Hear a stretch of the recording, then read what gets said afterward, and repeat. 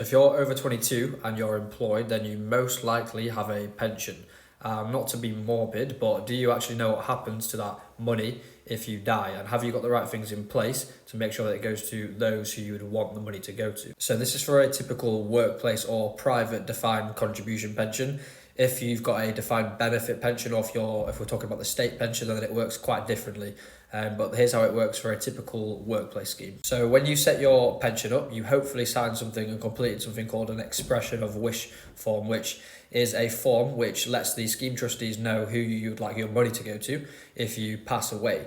But a lot of people don't realise this form isn't legally binding, and the pension isn't actually covered in your will. It's ultimately up to the scheme trustees who the money goes to, but most of the time they will go by the expression of wishes. But it's really important to make sure this is up to date, because if your circumstances have changed, if you've got a new partner, if you've got children, and it doesn't reflect the time when you actually completed it, then they might not use the expression of wishes that you have. And if there's no expression of wish at the time of your death, then the scheme trustees will have to assess your situation. They'll have to look at your spouse or civil partner, financial dependents, children, and they'll have to see who takes the strongest claim. And obviously that takes quite a lot of time. And without a nomination, your beneficiary is usually only able to take the money as a lump sum instead of drawing it down as income.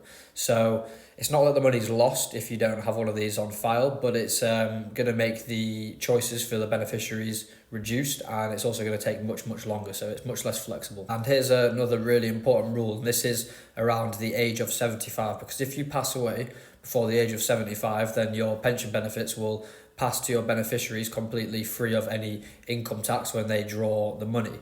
However, if you die after the age of 75, then it's going to be taxable at them at their marginal rate. So if, for example, that person is a higher rate taxpayer at that point, then they will potentially pay quite a lot of tax on the money that they draw down from the pension. And there's another big change coming into play, because right now, pension money sits outside of your estate for inheritance tax purposes. It's not counted in the calculations. Now, from the 6th of April 2027, unused pension money will count towards your inheritance tax bill and potentially going to suffer inheritance tax if it exceeds your available nil rate bands. And you're still able to use exemptions like the spousal exemption or gifts made to charity, but this is for a lot of people going to result in a meaningful amount more tax paid on death. So there's two things worth doing. Firstly, make sure that you've got an expression of wishes on file for your pension, and if you do think that you're going to be impacted by the inheritance tax changes in 2027, then it's definitely worth speaking to a financial advisor. But as always, this is for educational purposes only. It's not financial advice, but I hope you enjoy this video